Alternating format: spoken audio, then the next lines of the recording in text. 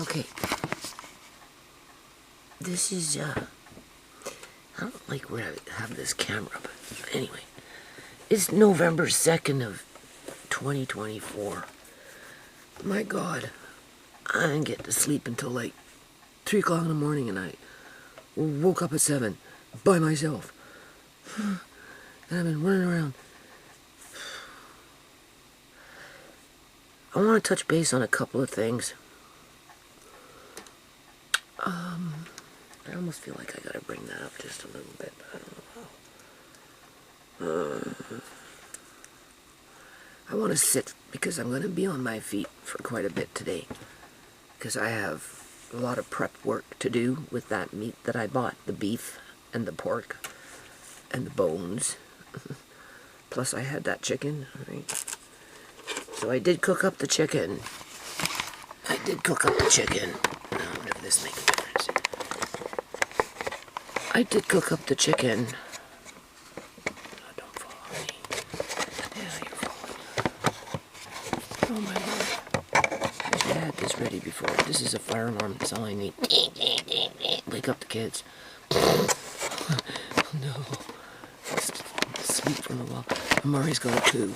Oh my God. Here we go again. He's fussing with it. Because I've been giving, I gave him some drinks. That's why this is not working. Hold on a minute. Oh, I don't know. In this camera lens, I don't know. It doesn't, you see? I touched the fire alarm and now it's bloody beeping. Shut up. Shut up. It needs to be hung up. The battery is new, so it's because the burner's right now. I put the bones on, the beef bones. I did the chicken, I cooked the chicken, and then Andre put it in the fridge, and then last night I took the meat off the bones, everything, and put the bones in the pot, and then the short spare ribs that I got, I cut off the meat, and put the bones in with the chicken. Oh my God. Oh my God. Oh my God. Shut up. Don't wake up the kids, man. Oh my God. Shut up. Shut up, shut up, shut up, shut up. I can't even open this bloody thing.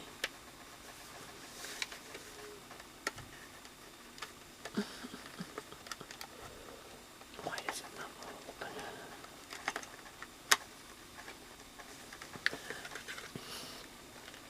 There we go. Shh, shut up.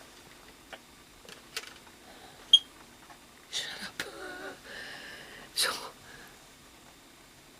and then the pork is in the fridge, but it's fatty, right? So I'm like, okay, what are you going to do with that? And I'm like, well, you could put it on 250 in the oven and render it. So you get the fat after the fact. And as it's rendering, it's going to cook the meat, right? But when it first starts to render and you get a little bit of juice, I may or may not collect that and put that in the pot with the stock that I'm making with the bones and the chicken bones. And then after that, just let it render out the fat for the most part. Because there's different types of fat within fat, right? And then the meat will be cooked. So it will go into the jar cooked, basically, with the broth, which would work fine for me because I'm trying to weigh this stuff out for Mari in grammage. Okay. And then, I got more beef than I expected because, you know, if I go past $300 on Canadian Superstore, I get a free gift. And in this situation, I said, Andre, do you want free pizza? And he goes, yeah, Nana. And I'm like, oh, okay, I got to spend another $70. How am I going to do it? So instead of buying 1 pack of beef, I bought 2 packs of beef. Oh. And now I got these long-ass pieces. But, you know, when you start cutting them up and putting them into jars, honestly, it doesn't take very long before it disappears into the jars and you wish you had more. So I have more than enough beef to can, which I'm going to do for basically a Mari. Now, that little bit of beef Actually, I'll show it to you. It might not be on this video because depending on how long I got to say what I got to say on this video, I may just put it up online as the next video, and then when I'm in the kitchen, I'll bring and start fresh, and then we'll just talk about, you know, how I'm merging this broth, stock broth, beef bone stock broth, with the pork. And, you know, I wanted more, now I could cheat, because when I have raw beef, cut it up into cubes.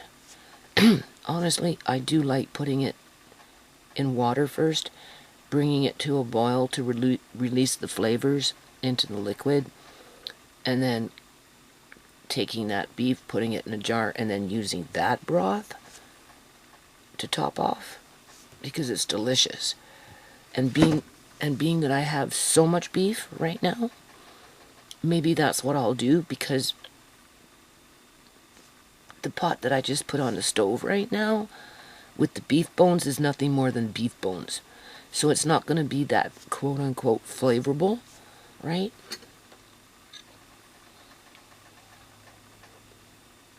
But it's going to stew all day because I just put them on, right? Because I have to degrease. I have to degrease the pork broth. I have to. After it's done, it's almost done. It's been cooking all night. You can hear it on the stove. And in the next couple of hours, I'm going to turn it down. Don't turn it off. Let it cool down. Strain it. And then I'm going to put it in the fridge so all that fat that I don't want will come to the surface. And then I'm going to skim it off. And then that will be my broth, basically to deal with the pork. I'm going to try and keep the beef with the beef and the pork with the pork, right? And the only reason I threw in the chicken bones after the fact is because they were already there, and it's not going to, you know, it just adds a little bit more flavor and just a little bit more nutrients. Alright. And then with the beef, I think what I'll do is, if I do it this way, I'm going to have to put more water into the pot. I think so. If I do, I'll cut one. I'm going to cut them both up, right? Because they're just long pieces of meat, right? Into smaller chunks, half-inch chunks, basically. One roast will go back into the fridge raw, because it will be easier to weigh it out when I fill up the jars, right? And I'll do it the same way like I did it when I did those 4 jars when I did the chicken. Put the raw beef into the jar, top it off with a little bit of liquid, but I found that after it was all said and done, I could have put in more beef than more than 160 grams, because there's room. Let's just say there's room in there. And for what it's worth, you want to get is, you know, you want to utilize your jars to the fullest capacity that you can get it to. But it has a lot of that beautiful, beautiful broth in it, so I'm okay with that, right? That chicken broth, oh man, it was so good, so rich. And then the pork, after it's been in the oven, first rendering, and then just basically cooking a bit, right? Then after you strain it, let the grease drain out, chop it up, put it in jars, and use the pork broth. And depending on what's left, then you can it in a pint-sized jar as just broth, right?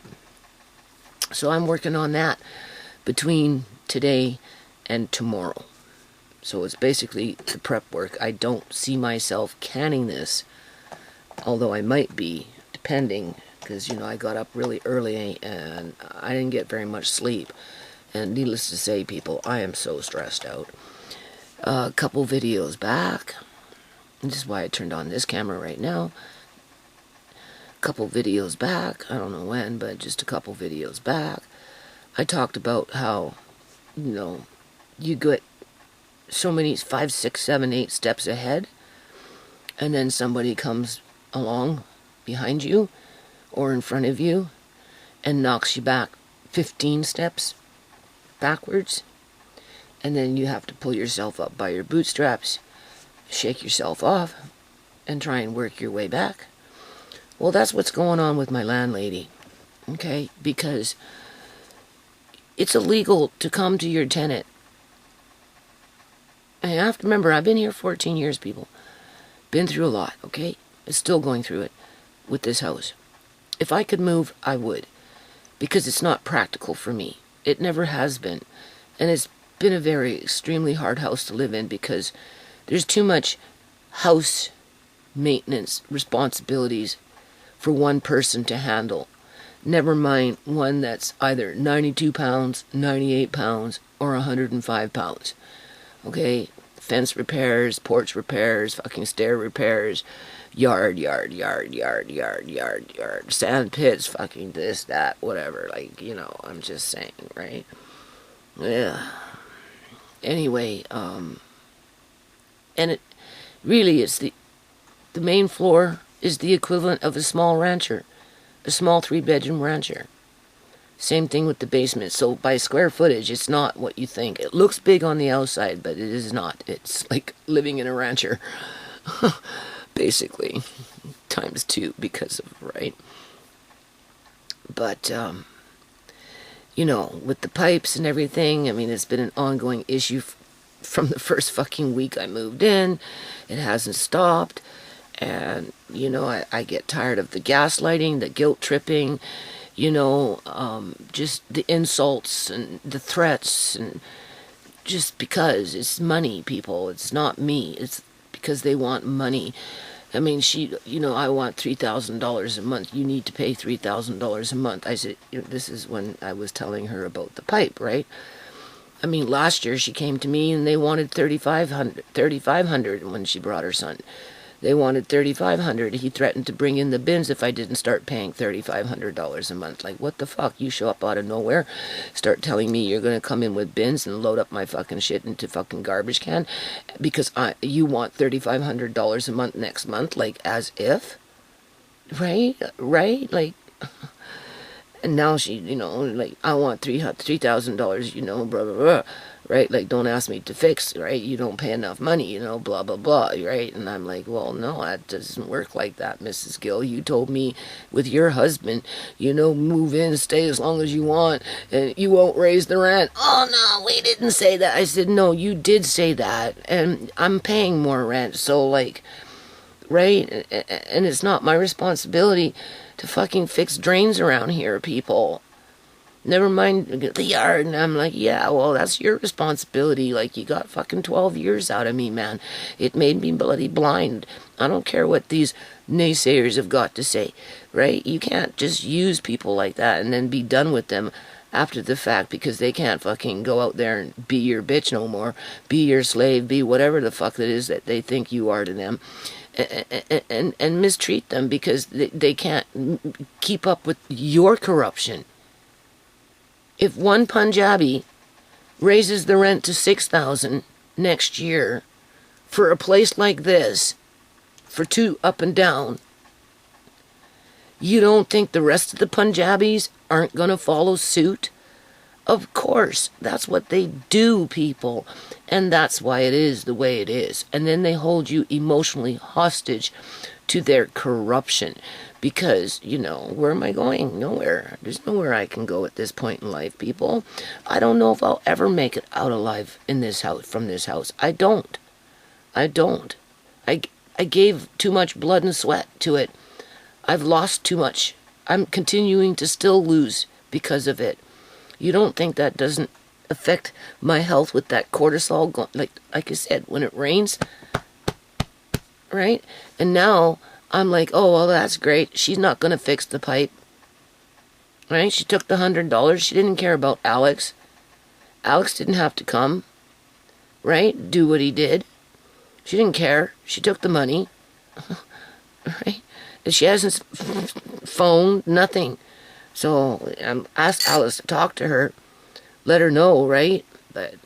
And then I told my son, you know, I had a row out with my with the landlady, right? Mrs. Gill, you have to talk to her because It's making me ill, people. It's making me ill.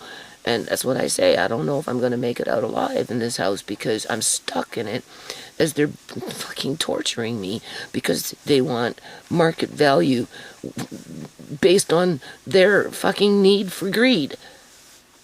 Yeah. Because the government, they made a backroom deal with the government to bring in all these immigrants so that they can exploit those resources, that human trafficking line. Because it's just human trafficking, right? Like, treat me like a slave. Like, fuck, I'm just another commodity on a chopping block. So if my kids aren't being harvested for organs, or Uncle John being medically kidnapped for his assets, Amari being injured so they can plug him into a freaking global study, I had to, at this at-home program, they give me the drinks. Amari's constipated now because we gave him 4 or 5 over the last month. I don't think he's passed him because, he's backed up, right? The prune juice wants to help, but it's not helping. So he's going on the toilet today.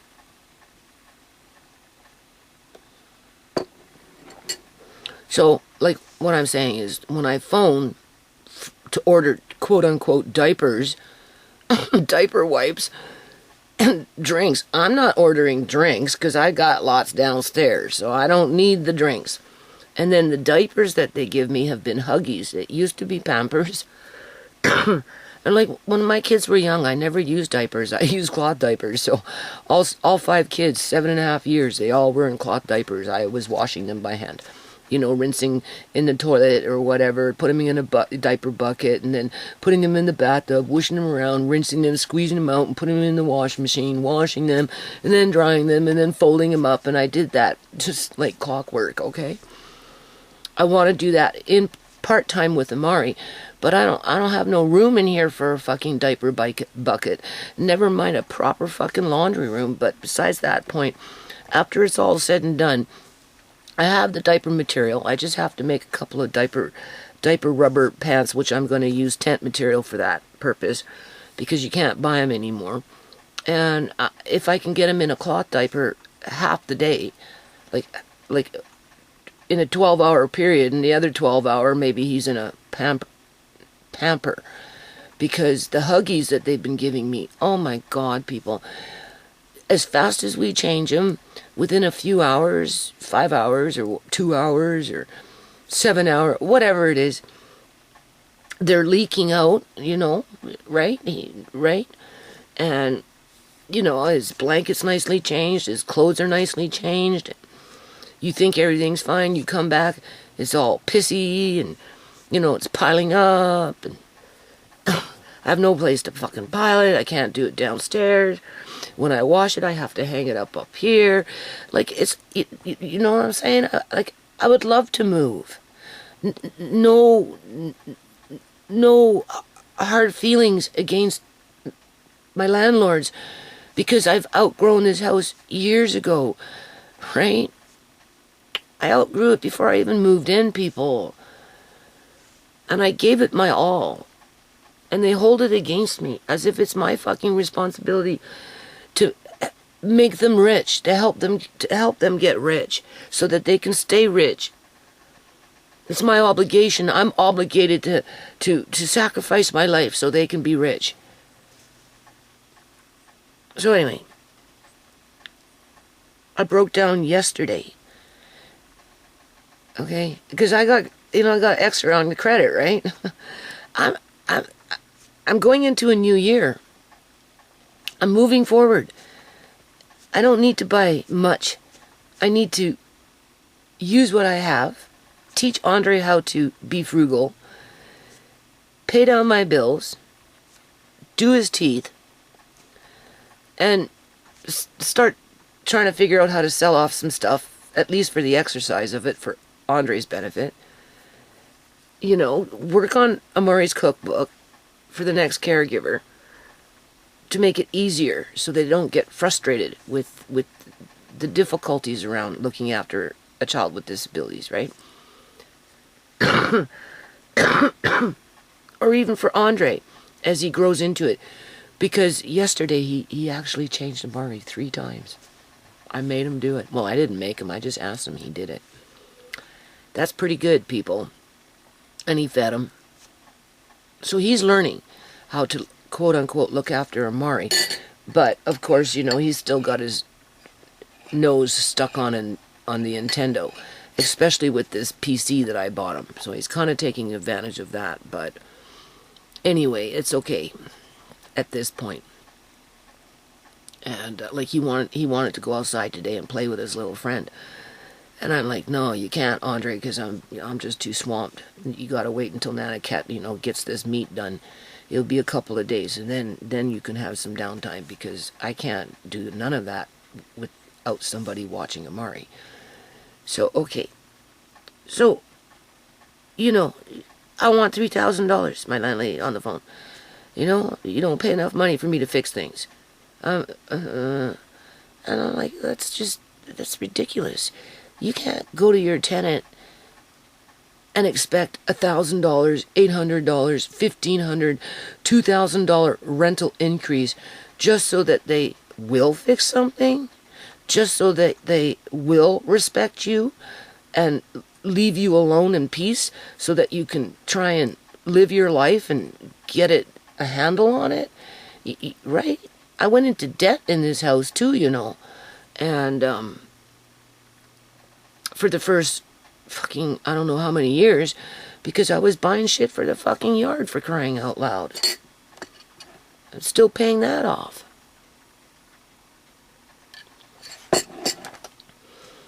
So now I'm sitting here thinking, so what, she not going to fix the pipe? Does that mean that my son will be out there at 6 o'clock in the morning with it being freaking... Because you have to remember, I live in British Columbia, Canada. It can get cold and not snow. It can rain. So, you know, it's going to be 40, 35, 30 degrees Fahrenheit, pouring rain, fucking water like this, a foot high, going into the garage, and he's bailing, and I'll come outside and I'll say, let me help you. He'll be, no, get the fuck, you know, shut up, don't talk to me, you know, go away. And he's screaming at me because displaced anger, right? That displaced anger that I always talk about. He's not mad at me, he's mad at the situation, and maybe in the back of his mind he feels guilty that his mom is out there at 6 o'clock in the morning in the dark bailing fucking water with him into a garbage can, right? As it continues to rain and the water is getting higher and higher and you don't know what to do and you really don't want your mom out there blind as a bat. Never mind one that, you know, likes to say something and you're not in the mood to listen to it. So, you know, because when I went out there, he was screaming at me to, shut up, don't talk, right? And all I said was, like, don't forget about the dehumidifier. I told you, the humidifier. I told you not to say anything. Get the fuck out of here. Don't you listen to me. And I'm like, holy fucking shit, you're losing your fucking brains. Like, shut up, man. Like, fuck. But that was all displaced anger because of what happened. This is what I mean. They loosh harvest people. Punjabis loosh harvest their tenants. Right along with the government. Because they work together around this, because it's the government that allows them to tear down house after house after house after house after house, block after block after community, to build inferior fucking buildings that only immigrants coming in from God knows where, under most of them with subsidies, that can afford to live there. Yeah. Or who would even want to live there, for that matter. Well, everybody else is, like the city of Surrey. There's a organization called Acorn. It's not like it was in the States. It's different out here. It's more to do with the housing crises, right? They brought to the attention that, and this is true, people, the city of Surrey has given the green light to tear down, I don't know how many apartment buildings, but it's going to affect 4,000 residents. And they've been doing it. That's what that video was with me out and I went to City Hall on behalf of that Elizabeth Manor or whatever apartment building that was being torn down, with average day people, immigrants or not, it doesn't matter, saying you're making us go into homelessness because whatever they were paying there, it's going to be 3 times more when they're pushed out and they can't afford it, people. And this is what my landlady is doing to me. And because she feels guilty to throw me out with the kids and whatever, right? Because she knows legally it's wrong. She knows morally it's wrong. Never mind legally, but morally it's wrong, right? You know, but that's the reality of it. So, you know, she always fucking guilt-tripping me and making me feel like shit and accusing me of what? The yard? Like, fuck, where was your son? I've been pleading with you for the last 3 years, 2 years to have your son and come and help me. Maybe bring a friend. I'll go out there. I'll put in a good 10, 12 fucking hours, blind as a bat. I don't care. I'll work like a dirty fucking dog. I'll probably have more stamina than your son would just to finish the job if I could have just gotten some fucking help with him to do the fences and all that shit. But did you think he'd show up? No. And they can't say that I didn't fucking ask, because I reminded her on more than one occasion to have him come. Call him when he's ready. Tell him to come. I'll drop whatever I'm doing. I'll go out there. I'm side by side, right? But they don't care about that, people. No, instead they'd rather use it against me so that they can justify fucking trying to mistreat my family. Expect my son to go out there at 6 o'clock in the fucking morning, 30 degrees Fahrenheit. When does it start to freeze? Okay? In fucking December. Rain comes. It's flooding. No snow. But the pipe's backed up. And what's she gonna say? Well, I didn't know. And that's another thing. Kick us out. You think she's gonna fix it? Fuck no. The new people will move in like I moved in, and then the rain will come. Next thing you know, and when the water goes into the laundry room, people, this is not the first time this shit happened, okay? It comes up through the cement through a crack, as well as coming in from the fucking garage. So it comes up from 2 places, right? And you're whooshing it out, trying to, you know, you can't win. And what's she gonna say? Oh, I didn't know? I didn't know it was doing that? No, you knew. You just ignored it because you're too busy building another house for one of your loved ones, hoping that they'll love you when you're dead, if you're not building another one for yourself, even though you already got one, in terms of a brand new monster home. You know, you need a holiday resort, so now you're building yourself a holiday fucking resort when you're not living in your new monster home. Telling your new tenants that you didn't know about what the fuck was going on out in that drain. And don't tell me that's not how they operate, because that's exactly how they fucking operate, because I've been around them since I was 10 years old, people. Okay, they did this kind of stupid shit with my mom, only now it's different. What's different about it is if you got abused by your landlord, didn't matter who it was, right? I don't want to just point fingers, but basically certain people have certain ways, and some tend to be more ranky than others, right?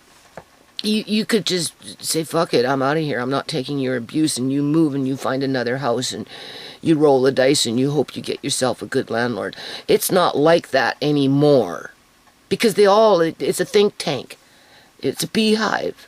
They all go to the same temple, and if it's not the same temple, it's a temple to temple to temple to temple with the little fucking tentacles that all connect them together. Right? And they have one mission: to live a long, prosperous life, basically for themselves. And they use charity, like Latrice Allen, as a means to fool people into thinking that they're charitable, when in fact they're not. Okay? It's very minimal where their charity is established. And if you talk about it, they punish you for it. Yeah, they do. If you bring it to their attention, they deny it. Right? And then they try and flip it on you. You're the white trash. You're the one that didn't fucking work. You're the one that didn't buy the house. You're the one that didn't quote unquote get married by force in terms of an arranged marriage. So somehow you're inferior, right? They teach their kids, people, as they're growing up, that tenants like my family are either black trash or white trash. And then when the kids call it out and the parents catch wind that their kids are doing it, even though that's what they're teaching them, they reprimand them and, oh no, don't do that. They're tenants. You're supposed to teach them with respect. All that bullshit. Like I said, I've been around them for I'm 62. I've been around them for over 50 years, okay? My mother had relationships with some of them. The one that killed her was a Hindu. Comes from the same country. Hindu. In the old days, they used to call them East Indians. No, first it was Hindus, then it was East Indians, and then they wanted to be called South Asians. Punjabis are proud to be Punjabis, so if they're Punjabi, they just prefer to be called Punjabis or Sikhs. But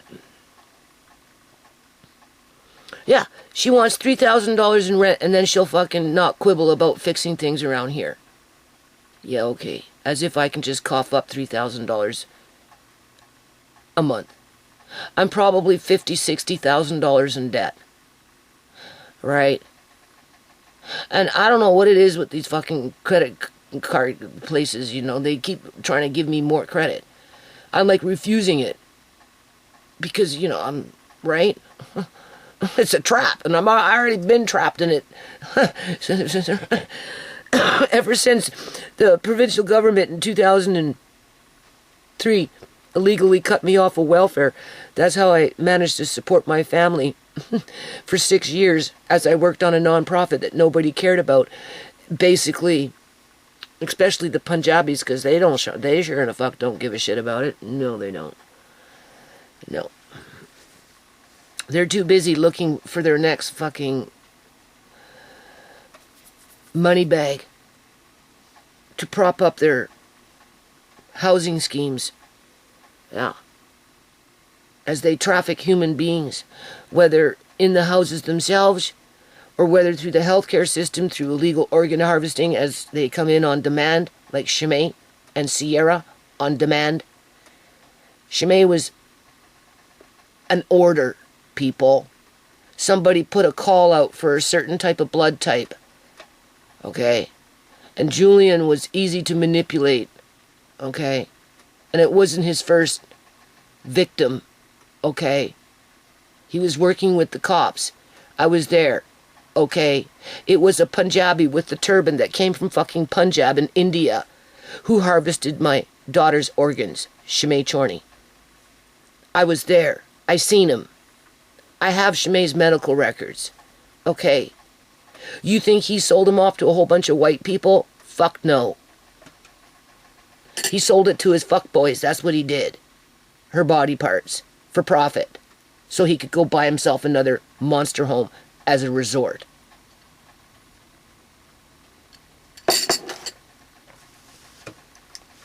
Well, people like my landlady are in denial because she knows. She had that open heart surgery to clean out her arteries and all that crap and something on her legs. But honestly, I question that. I wonder if maybe she got a heart and nobody's talking about it. Yeah. Yeah. Seriously. She can afford to buy one. No question about that.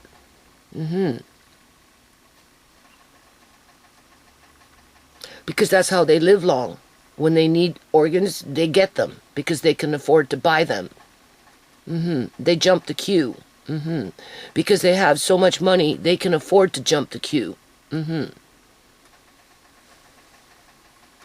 then when you can't meet their expectations, they don't care about you.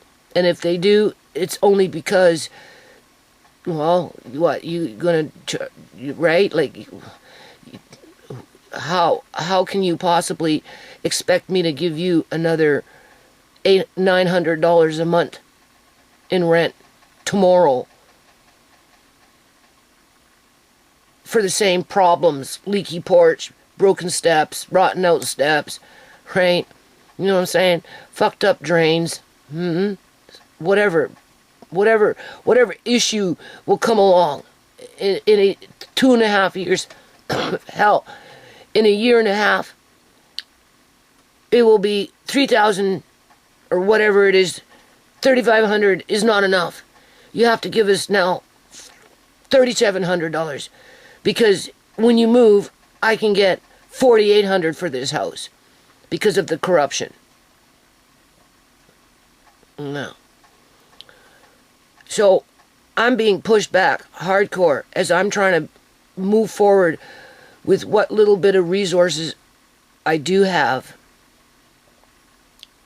Whether it's just a little bit of eyesight, a little bit of knowledge, what it requires to look after a disabled child, and then take that knowledge and try and make a book or two, and then if my son can get it online and people actually find it to be interesting and helpful for them, any proceeds, especially after I'm dead, can go towards looking after Amari and Andre with the assistance of my son or whoever. Right? That's being responsible, but my landlady doesn't want that. She doesn't care about other people, especially trashy people, poor people, right? You know what I'm saying? To be responsible, because there's no excitement around that. It doesn't fit with that loosh harvesting. Yeah. Because I'm like, she's harvesting me again with her negative energy. It's enough I have to live in this house with the negative energy and the fucking energy weapons going through it, right? And just whatever. But then she comes in and she stirs the pot. Well, it's been what? She raised the rent $200 by the grace of my son and I trying to be generous to our capacity, when in fact it should have only been $60 instead of $200. She wasn't satisfied with that, but she stayed quiet on it. And now that we're coming into January, because that was when she came and asked the second time, right? She's throwing it in my face that we don't pay enough, that she wants $3,000, so you better be prepared to cough up $3,000 fucking dollars come January. Otherwise, take it as is. You don't like it, you can move. I'm not fixing it. You don't deserve to have it fixed because you don't pay enough money like everybody else in this province. Right? You get what you pay for, and if you don't want to pay for it, then fuck you, get out of here, because at the end of the day, it makes me feel important, it makes me feel empowered, and I know that if I can get rid of you, I can get richer. Which is all loosh harvesting, because it's all built on negative energy, in line with criminal activity. Because it's illegal to do that. While the city of Surrey is running their freaking schemes in partnership with the Punjabi community and likewise individuals to kick out 4,000 people from a whole bunch of apartments that are kind of like, you know, where they can basically afford to pay because, you know, they've been there for years and years and years and years and years and years and years, like me, right here, right? But once they're kicked out, they're not going to be able to afford $3,000 a month for the same kind of apartment, assuming that they can find one, because they're tearing them down. For inferior buildings to bring in more immigrants with their subsidies to prop them up, so that the Punjabis can get rich as property developers and whoever else is running that scheme with the city of Surrey in partnership with the province. And if you call the Punjabis on it, they'll say, oh, no, we're only doing what the government wants us to do. Yeah, no, it's more like the government does what you want them to do. Because honestly, with that corner, that robotoid corner, I do not believe that each and every individual that represents this province as a MLA, member of Legislative Assembly, aka a politician, is a legitimate 100% human being. I do believe some of them have been replaced, and I don't think it's Caucasians that are doing it. I don't. Call me crazy, call me a conspiracy theorist. I don't care. Because I've seen enough, been around long enough to believe 100% in what I just said. And if people want to be gullible and turn their blind eye to that fact of what represents this province and everywhere else you go on the continent, because if you know they're doing it in one fucking province, they're doing it in other provinces and states and whatever, right? So who's managing that? A bunch of white people? No. No, because it's the Punjabis and likewise people who own this province. The Punjabis, the Chinese, and a few Muslims mixed up in there. And sure, you've got the Eleanor Gilding running around stealing old people's money to prop themselves up to think that they're insulated sitting up at Shawnigan Lake, right? Because they got money, so the Punjabis won't bother them because they need the Eleanor Gildings to roam the halls so that they can do the dirty work that the Punjabis or whoever, right? The Chinese or who, depending on what district you live in, right? You go to Richmond, it's Chinese, right? You know, right? But ultimately, it's the Punjabis that fucking own this province, and more are moving in every fucking day, right along with the Caesareans and everybody else, right? Some have more money, some not. Either or, the Punjabis are capitalizing off of it. That's it. They're human trafficking. That's why they're building these buildings. As they're kicking out thousands of people. So we can't expect my landlady to have any sympathy for my family because as far as she's concerned, I'm just on that slave ship at the bottom of the bowels of the fucking boat, chained up, hoping to get a sip of water if I don't die in the interim. Right? You know what I'm saying? Because that's basically what it boils down to, because there is no escape. It's not like I can, oh, okay, you're not happy, I'm not happy, well, maybe it's time for me to start packing up. Give me a fucking year. It takes me about a year to, right, to go through it all and budget and everything. And yeah, I'll make sure that house is clean, you know, leave, right, make it nice, and I'll leave. But there is no escape. And she holds it against me because she gets off on fucking loosh harvesting right along with her family. Because it's not just the money, it's the power to people. Right? That's why they never came and participated as a people with the foundation, even when we ended up getting board directors that are Punjabi. Because they're not about peace and prosperity and hope for all. Okay? They're just not. Because if that was the case, the non-profit would have taken on a different fucking path. They mock it. They think it's a joke. Because the founder was white trash, who doesn't have any wealth. So therefore you can't take her serious. And how do I know that?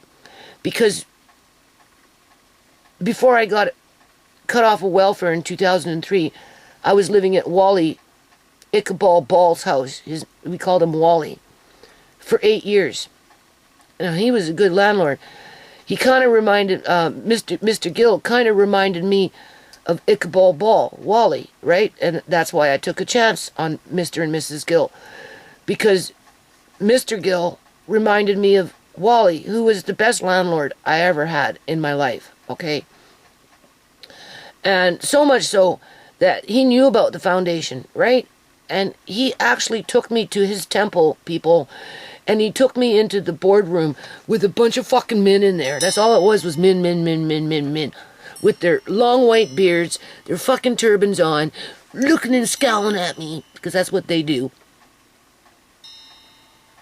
And he holding the envelope with the nonprofit, and he's saying, listen, you need to listen to this girl. You gotta take her serious, right? You know, it would be good to help her because what she's offering is a really good thing for the community, blah, blah, blah.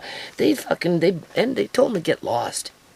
They told him to get fucking lost, people. Yeah. Because that's not what they're about. So what's going on with me is nothing surprising. My mother went through it, but at least she could escape from it when it got too much for her, because all she had to do was pack up and move and go find another place to live, with or without a fucking Hindu, East Indian, South Asian, Punjab, whatever Indian it came from freaking India. You know, right? But there is no escape. So this is where my landlady and her fucking family get off on it. They're loosh harvesting. This is loosh harvesting. I've been loosh harvest ever since I moved in, with the freaking, all the outlets sparking, all the pipes leaking. How many years did it take them to fix the fucking bathroom downstairs with the crud and all that stupid crap? My landlady telling me to get homeless people to fucking do it for her. And when I tried, it didn't work. And then I tried again and it didn't work. Finally, I just said, I can't because it's not working. How about when that toilet upstairs fucking, the seal around the toilet started fucking leaking, and it was dripping every time you flush the toilet, it was dripping down in the shower above, right? And I had to put up fucking, what do you call that? Plastic bag up there to prevent that shit from fucking happening. Couldn't use my fucking toilet for like months. Until finally she had one of her fucking guys that come in with a bad attitude because he didn't like me canning with shit in my kitchen because it was in his way when he went to go fix the fucking toilet. Right? That's what I mean. Loosh harvesting. They want you fighting. They want you uncomfortable. They want you miserable. They want you feeling fucking fearful. Because otherwise they would treat you different if that was not true. And they use money as a tool on multiple fronts to elevate themselves, to demoralize you, to control you, to threaten you. How do you escape from that? Tell me. I'd like to know. Because I haven't quite fucking figured it out yet. Because when I leave this place, I'm going to get the same attitude, the same mental mentality. I'm going to get the same fucking ideology within their so-called quote-unquote religion. Yeah, okay. I know what goes on in that fucking boardroom in your fucking temples. I was right there, standing there with Wally. I've seen it for myself.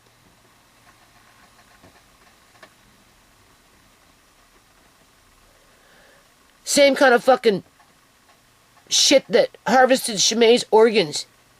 Standing there looking. Yeah, okay. Falsifying medical records. Yeah, okay. Well, my landlord and her son and the rest of her family are in complete fucking denial as I sit here wondering if maybe she actually had a heart transplant versus had her arteries cleaned out, because you know you'd never get the fucking truth. You know it. She has heart problems. She can fly to fucking India for a Vaisakhi parade, but not Pastor Granny. Pastor Granny gets locked up in a hospital, right? And dies within 3 days with her family being denied access to her. Right? Okay. Why? What's so special about Mrs. Gill? Huh? Because she got top-notch fucking healthcare here. Not Pastor Granny. She didn't survive. No. because they wanted to take over her charity with all the donations that were coming in from all the grocery stores, because she had been doing it for so freaking long. She was deep into the game, and it wasn't like anybody could come in there and say, well, Pastor Granny, you can't have the donations from here, here, and here, and here, because they had to get rid of her first before they could go in and say, well, give us the donations instead. And that's what happened. Yeah.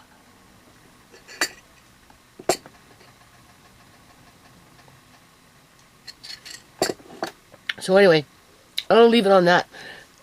Maybe I'll talk more about it. I don't know. All I know is I am trying to move forward, work my way out of this house one way or another. It's going to take a while because there's nowhere to go. I've been in high debt since 2003. So I have to bring down the debt. Anyway, it doesn't matter. It's what I bring it down, it goes back up. I bring it down, it goes back up. But whatever.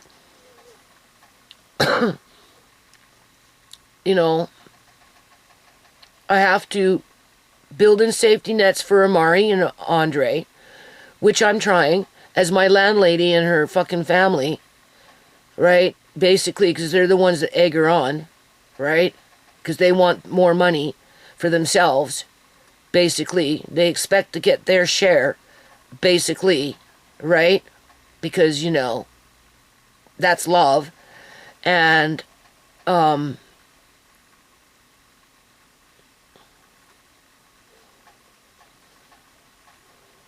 don't know.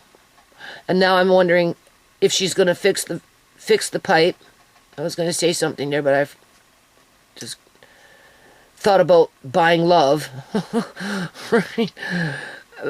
But yeah, every day, every minute of the day, well, not every minute, but 200 times a day, I'm thinking about that pipe outside, wondering if and when, forget the if, wondering when it's going to back up again, praying to God that it won't be freezing cold out there when it does, feeling sorry for my son before it even happens, knowing I have to go out there and battle with him and put up with him screaming and hollering at me as if it's all my fucking fault, just to give him moral support and a helping hand, and I will do it no matter what. Literally, it doesn't matter. I don't care if you scream at me. I'll shut up this time. I won't say a damn thing. Let me help you, because this is not fucking funny, And then, what? Phone up my landlady, let her know what happened, because she won't send a plumber. And by then, Alex might be gone to that small little island, so there won't be no Alex to call. And if you call her, she'll be like, well, no, all the plumbers are busy. You just deal with it yourself. And then when you ask her to fucking fix it, she'll be like, well, no, you don't pay enough money. You should be paying $3,700 a month now, because a year went by and the cost of living has gone up. Yeah. If you don't like it, you can move, and it will be right back to that same fucking cycle. Yeah.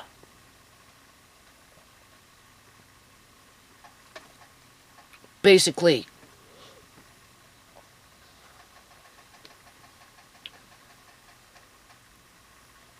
And I have to push past all that negativity and try and stay focused on the positive things that I've been doing, even though it doesn't seem like much, in terms of, okay, we got 300 grams of chicken with deep, rich chicken broth in this jar for Amari, who really needs it. We know that probably 98% of the general population doesn't give a rat's ass about Amari, because he's just a little throwaway disabled child. And that would include my landlady, because my landlady would be like, well, if you can't look after him, just give him to the government, because it's the government's responsibility. Just like it's the government's responsibility to house you because you're a poor bitch, if you can't afford what I want. Basically, go sign up to subsidized housing. Get out of my house and go on subsidized housing. The government will look after you. Yeah, okay. So, if she thinks like that about me, what do you think she thinks about Amari? She doesn't. She doesn't care about Amari. But I do. And so does Andre. And I'm trying really hard to be hopeful with the, I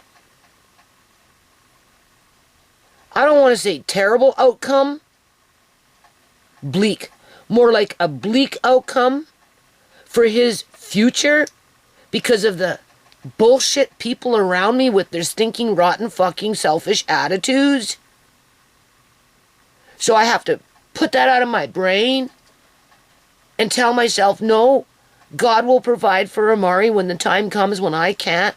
I just need to leave the crumbs to help people to know how to look after him in the best way that they can and make it easy for them, because I made it easy for myself, but I have to work in that system. Well, I got some freaking, I don't know what, beating me down,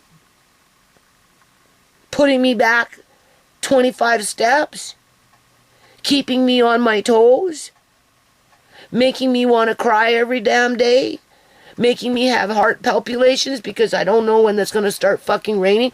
If it rained tonight and it backed up tonight and I called her at 5 o'clock in the morning, do you honestly think she would have a fucking plumber come and do what Alex did? Hell no, she probably wouldn't even answer her phone. And if she did, she'd be like, oh, well, no, why don't you just call Alex? Why can't you call Alex? I can't get a plumber to come out. They're all sleeping. Everybody's busy. You deal with it. Call me in the morning after the fucking fact. And then we get gangrene after the fact because our hands froze as we were bailing out freezing water into a garbage can, wheeling it up the driveway to empty it out into the alley. Do you think she's honestly going to take responsibility for that? Hell no, because she didn't pay enough rent, so she can't expect me to fucking feel sorry for her. She got what she deserved.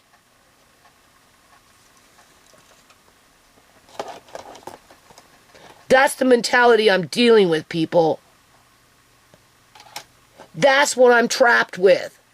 That's when I move, I will get the same basically treatment unless I can afford to pay for, I don't even want to call it respect, because they don't respect you. Because you're not, first of all, you don't have their color. And if you don't have their fucking color, it's like Mrs. Gill said, when those people moved in, and she thought that they were Punjabi because of the type of clothing that they were wearing, and they had little girls over there, and Andre wanted to introduce himself to the little girls over the fence, and she called Andre back and said, no, you can't talk to them. And I said, why can't he talk to them, Mrs. Gill? Oh, well, because, they don't allow their girls to talk to other boys, white boys, or other people's, like, different colored kids. Never mind boys. I said, well, what makes you say that? Oh, we don't do that. We don't allow that to happen as they're growing up. So they teach them at a very young age, but yet expect them not to be racist as they're teaching them to be racist. The only time you're not allowed to be racist if you say it out loud and you get caught saying it. Then you'll get reprimanded for it because your true colors are showing. Because Wally with his kids, right? His kids, white trash. And Wally would always fucking reprimand him. No, don't you ever say that. Judy's a nice person. She's equal to us and da-da-da-da. Like I said, he was the only one that was good to my family. And he had the balls to go to his temple in Surrey, the one that my landlady fucking goes to, okay? And go inside into their board director with a bunch of mean-ass fucking old men that thought they were nothing more than a big bag of chips that, right? Saying, look, this is good. You need to look at it. You need to seriously think about contributing and helping and make it happen. Get out of here. Get out of here. Yeah, exactly. Get out of here. And then what happened to Wally? He had a brain aneurysm. Ended up being an infant sitting in a wheelchair, worse than Amari, where his wife Pam and his 2 boys have to look after him. And if I ever run into Pam, she always reminds me, after you left, Judy, the house, everything fell apart. our lives fell apart. So not only did my life fall apart, but their lives fell apart. And Wally is probably still sitting in a wheelchair, oblivious, with the mind of a child, infant, more like an infant, having to be fed, having to be changed, and his wife and his 2 sons do that for him.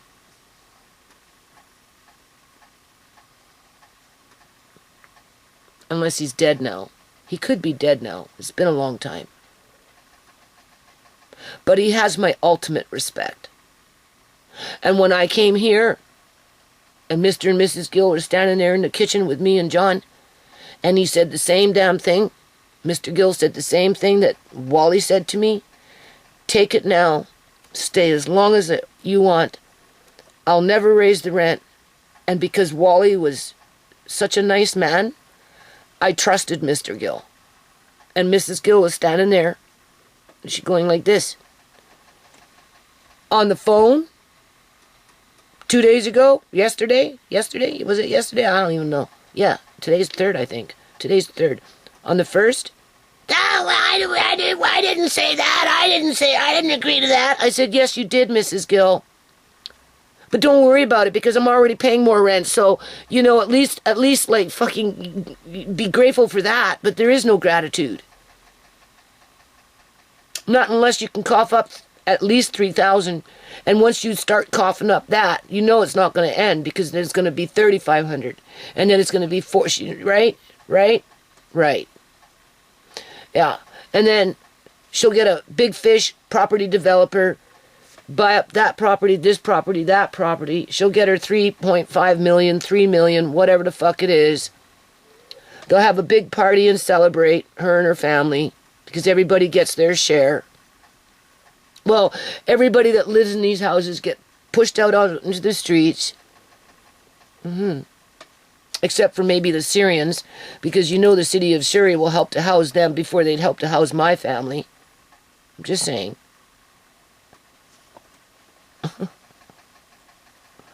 Right?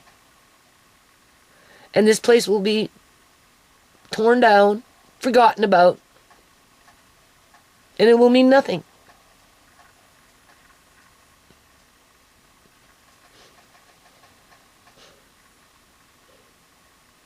So for those money grubbing, hungry, in denial, self-centered, broken thumbs down, little negative trolls, because you don't like what I got to fucking say, well, that's too fucking bad. Right? I'm probably older than you. Right? Like I said, I've been dealing with Indian people since fucking I can ever remember. Even before age 10, for crying out loud. One house really stands out. Because in that house, I washed 10 big bags of laundry every Saturday in an old Wringer washing machine. And then one day my mom came with a fucking Wringer washer.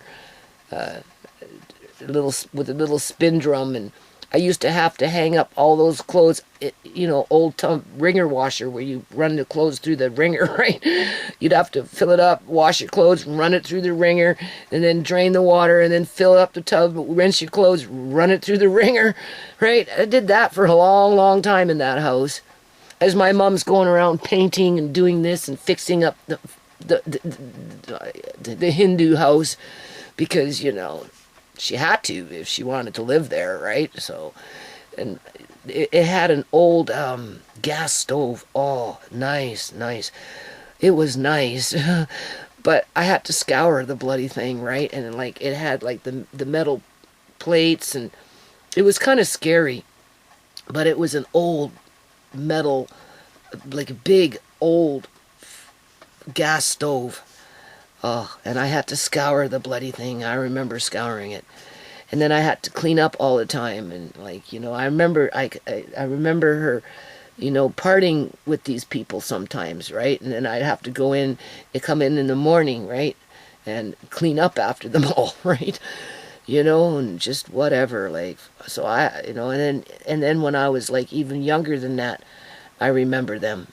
And then over the years, I had my own rental issues with them until I met Wally. And he was the best of the best of the best of the best. Yeah. But nobody listened to him. No. Because that's not the agenda with the Punjabi community as a whole. And then along came Mr. Gill and Mrs. Gill. And I thought I was safe and had a chance to heal after everything I had been through because of what the government did and other landlords, right? Prior to coming here. Only I didn't heal. I got caught in a fucking web that's been slowly but surely sucking the life out of my family, basically. And it hasn't stopped. And I'm trapped. Like that slave on a slave ship. Chained, waiting for some water as I'm slowly but surely dying. Yeah. And the people that are holding me captive are loose harvesting and enjoying it. They're enjoying their power. They're enjoying their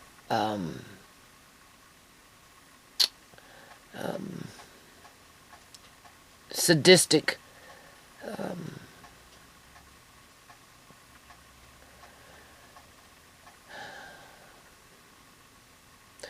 ways. Like abusive, right? It's abuse, people.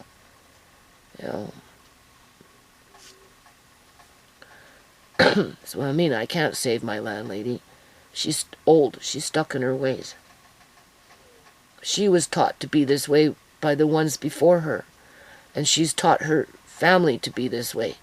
That's why when her son came and did what he did, because he learned it from them. One way or another.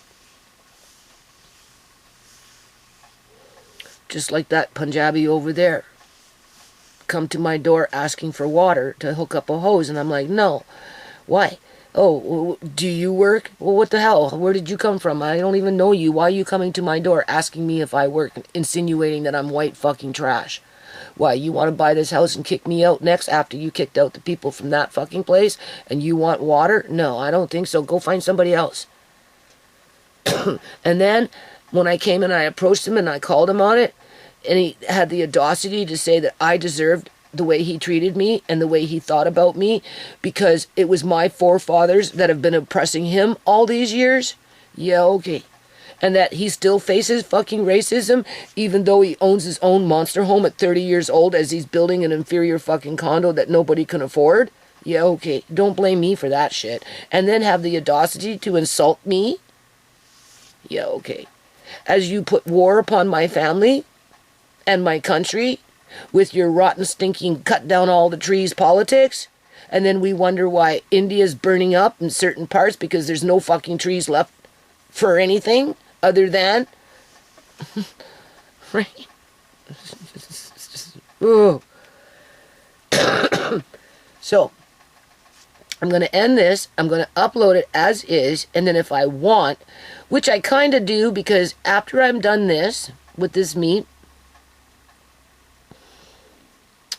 I've got these plums that are starting to be in the fridge. I don't know. They're spraying things on. Food is changing now, eh? We've gone into such a thing as called Tiny Town. When you buy things, everything's coming in real small. If you notice that, this is for when I start making lemon drops or whatever. I'm not buying no more extracts. Next time I'm going to try and make my own when it comes to lemon extract, but besides that point.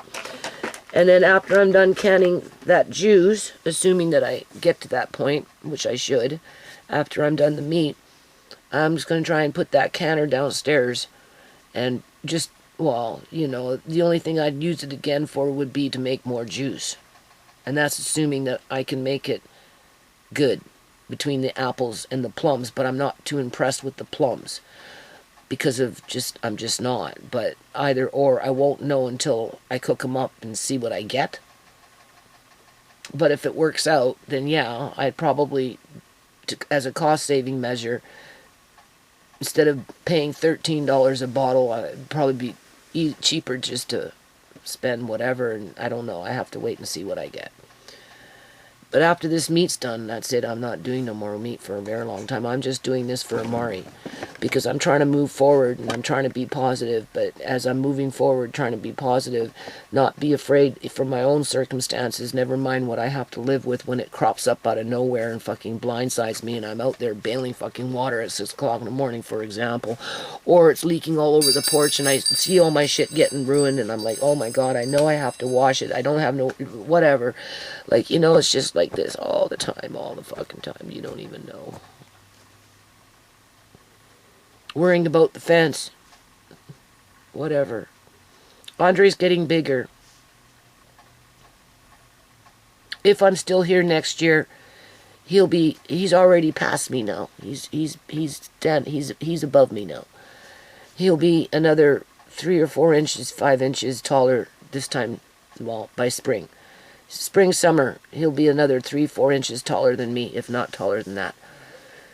So he'll be able to do more yard work. And I won't be doing any of this food crap, right? So hopefully I'll be out there more. And but no guarantees with my eyesight, right?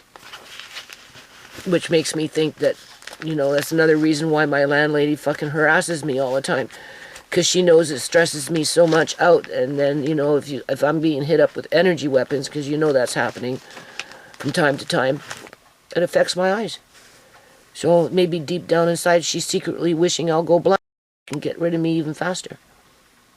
And get her $4,500 a month because I built the greenhouse, I built the sheds, I built the fucking shed in the back, I built fucking garden beds, or just whatever, right?